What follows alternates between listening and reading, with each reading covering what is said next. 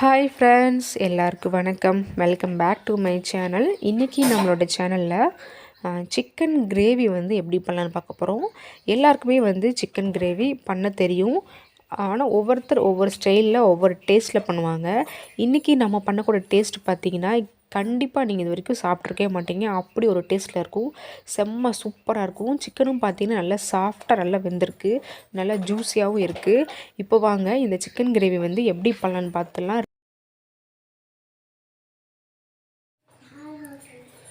இப்போது ஒரு பாத்திரம் வச்சுருக்கேன். பாத்திரம் வந்து நல்லா ஹீட் ஆனதுக்கப்புறமா ஒரு 5 டேபிள் ஸ்பூன் அளவுக்கு வந்து நல்லெண்ணெய் வந்து இன்றைக்கி சேர்த்துருக்கேன். சிக்கன் கிரேவியே நல்லெண்ணெயில் பண்ணும்போது ரொம்பவே நல்லாயிருக்கும். எண்ணெய் வந்து நல்லா ஹீட் ஆனதுக்கப்புறமா ஒரு 3 ஏலக்காய், ஒரு 3 கிராம்பு, ஒரு சின்ன துண்டு பட்டை, ஒரு பிரியாணி இலை அண்டு ஒரு ஜாதி பத்திரி சின்ன துண்டு போட்டிருக்கேன். அதெல்லாம் பொரிஞ்சதுக்கப்புறமா ஒரு 1/4 டீஸ்பூன் அளவுக்கு வந்து சோம்பு வந்து சேர்த்துருக்கேன். அது கூடவே பார்த்திங்கன்னா ஒரு சின்ன சைஸில் பெரிய வெங்காயம் அண்டு ஒரு 10 சின்ன வெங்காயம் அதை வந்து நல்லா தட்டி இதில் வந்து சேர்த்துக்கலாம். இப்போது வெங்காயம் பார்த்திங்கன்னா நல்லா வந்து வதங்கணும். நல்லா வதங்கி வந்திருக்கு. வதங்கினதுக்கப்புறமா நான் வந்து ஒரு 1 கேஜி அளவுக்கு வந்து சிக்கனை வந்து எடுத்து நல்லா வாஷ் பண்ணி வச்சுருக்கேன். இப்போது அந்த சிக்கனை வந்து இதில் வந்து சேர்த்துடலாம். சிக்கனை வந்து சேர்த்ததுக்கப்புறமா நல்லா வெங்காயத்து கூட சேர்த்து நல்லா வந்து கலந்து விடுங்க. இப்போது சிக்கன் வேகும்போது நான் வந்து ஒன்லி உப்பு மட்டும் சேர்த்துக்கிறேன். ஏன்னா நம்ம சிக்கன் கூடயே உப்பு சேர்த்துட்டோம் அப்படின்னா உப்பு வந்து நல்லாவே வந்து அந்த கறியில் வந்து நல்லா இறங்கும். சிக்கனில் நம்ம தண்ணி எதுவும் சேர்க்க வேண்டாம் இப்போதைக்கு. ஏன்னா சிக்கன்லேயே வந்து தண்ணி இருக்குது. அது வந்து வெளியில் வரும் இல்லையா, வந்ததுக்கப்புறமா நம்ம வந்து தேவையான அளவுக்கு வந்து தண்ணி சேர்த்துக்கலாம்.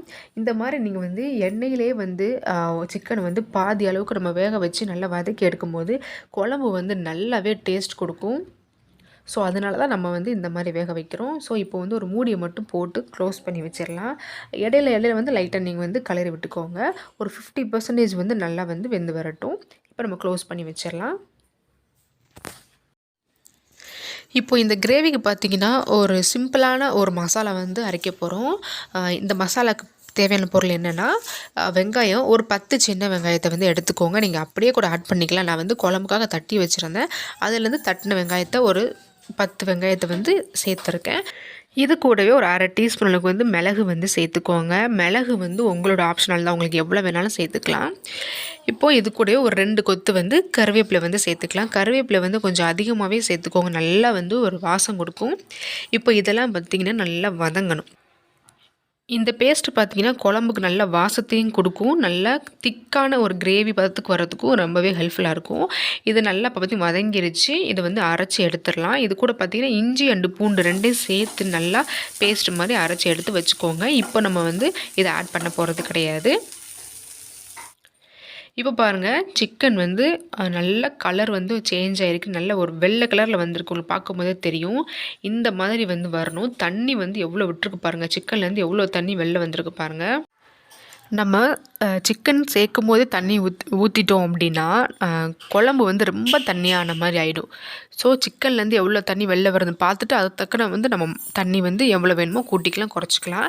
இப்போ நம்ம மசாலாலாம் வந்து ஆட் பண்ணிக்கலாம். நான் வந்து பார்த்திங்கன்னா 1.5 டேபிள் ஸ்பூன் அளவுக்கு வந்து மட்டன் குழம்பு பவுடர் வந்து எடுத்திருக்கேன். ஒரு 1/2 டீஸ்பூன் அளவுக்கு வந்து sambar powder and 2 table spoon அளவுக்கு வந்து வீட்டில் அரைச்ச தனி மல்லி பவுடர் வந்து சேர்த்துருக்கேன். இது கூட பார்த்திங்கன்னா 1 டீஸ்பூன் அளவுக்கு வந்து கலருக்காக வந்து நான் வந்து காஷ்மீரி சில்லி பவுடர் வந்து எடுத்திருக்கேன். நீங்கள் நார்மல் சில்லி பவுடர் கூட ஆட் பண்ணிக்கலாம். இது வந்து அவ்வளோ காரம் இருக்காது. ஏன்னா மட்டன் பவுடர் வந்து நல்லா காரமாக இருக்கும். சாம்பார் பவுடரும் வந்து நல்லா காரமாக இருக்கும். அதனால தான் நீங்கள் வந்து சிக்கன் குழம்புல இது வரைக்கும் நீங்கள் மட்டன் பவுடர் ஆட் பண்ணி ட்ரை பண்ணதில்லைன்னா கண்டிப்பாக நீங்கள் ட்ரை பண்ணி பாருங்கள். செம்ம டேஸ்ட்டாக இருக்கும். அந்த மட்டன் குழம்பு பவுடர் ப்ளஸ் சாம்பார் பவுடர் இந்த 2ஓட மணமும் சேர்ந்து குழம்பு ரொம்ப ரொம்ப சூப்பராக இருக்கும். நான் 2மே பார்த்திங்கன்னா கடையில் வாங்கின பவுடர் தான் யூஸ் பண்ணியிருக்கேன். மட்டன் வந்து சக்தி மட்டன் மசாலா யூஸ் பண்ணியிருக்கேன். அதே மாதிரி சாம்பார் பவுடருமே நான் சக்தி தான் வந்து யூஸ் பண்ணியிருக்கேங்க. சக்தி பிராண்ட் வந்து ரொம்பவே நல்லாயிருக்கும். இப்போது ஒரு மூடி போட்டு நம்ம மூடி வந்து வச்சிடலாம். சிம்லேயே பார்த்திங்கன்னா ஒரு 5 நிமிஷம் வந்து வேகட்டும். அந்த மசாலா எல்லாமே சிக்கனில் வந்து இறங்கட்டும். இப்போ ஒரு 5 மினிட்ஸ் ஆகிருக்கு. இப்போ ஓப்பன் வந்து பண்ணி பார்க்கலாம். நல்லா வந்து மசாலாலாம் வந்து நல்லா இறங்கிட்டுருக்கு. இந்த டைமில் பார்த்திங்கன்னா 2 மீடியம் சைஸ் தக்காளி வந்து நான் வந்து இதில் சேர்த்துக்கிறேன். இது கூடவே வந்து நம்ம அரைச்சோம் இல்லையா, கருவேப்பிலை, மிளகு அண்டு வெங்காயம், இஞ்சி, பூண்டு அந்த பேஸ்ட்டையும் இதில் சேர்த்துக்கலாம். நான் வந்து மஞ்சள் தூள் வந்து சேர்க்க மறந்துட்டேன். அதனால் அதையும் வந்து இந்த டைமில் வந்து ஒரு 1/4 ஸ்பூன் வந்து சேர்த்துக்கிறேன். அரைச்ச விழுதை சேர்த்ததுக்கப்புறமா ஒரு 1/4 சின்ன சைஸில் ஒரு 1/4 லெமன் மட்டும் எடுத்து அந்த ஜூஸ் பிழிஞ்சு வச்சுருக்கேன். அதை இப்போ வந்து சேர்த்துக்கலாம். நம்ம லெமன் சேர்க்கும் போது சிக்கன் வந்து நல்லா சாஃப்டாக வெந்து வர்றதுக்கு ரொம்பவே வந்து ஹெல்ப்ஃபுல்லாக இருக்கும். இப்போ நம்ம சேர்த்த தக்காளி அண்டு அரைச்ச அந்த பேஸ்ட்டு, லெமன் எல்லாத்தையும் சேர்த்து அந்த சிக்கனோட சேர்த்து நல்லா வந்து கலந்து விட்டுக்கோங்க. இப்போ பார்த்தீங்கன்னா மசாலா எல்லாம் சேர்த்து நல்லா வந்து நான் கலந்து விட்டுட்டேன். இந்த டைமில் வந்து குழம்புக்கு தேவையான அளவுக்கு வந்து நம்ம தண்ணி வந்து சேர்த்துக்கலாம். உங்களுக்கு தண்ணி வந்து எந்த அளவுக்கு வேணுமோ சேர்த்துக்கோங்க. நல்லா கிரேவியாக வேணும்னா கம்மியாக சேர்த்துக்கோங்க. நான் வந்து கிரேவியாக வேணுன்றனால அந்த சிக்கன் வந்து மூழ்கிற அளவுக்கு மட்டும் தண்ணி சேர்த்துருக்கேன். உங்களுக்கு நல்லா குழம்பா வேணும் அப்படின்னா நீங்கள் வந்து இன்னும் கூட கொஞ்சம் தண்ணி சேர்த்துக்கலாம்.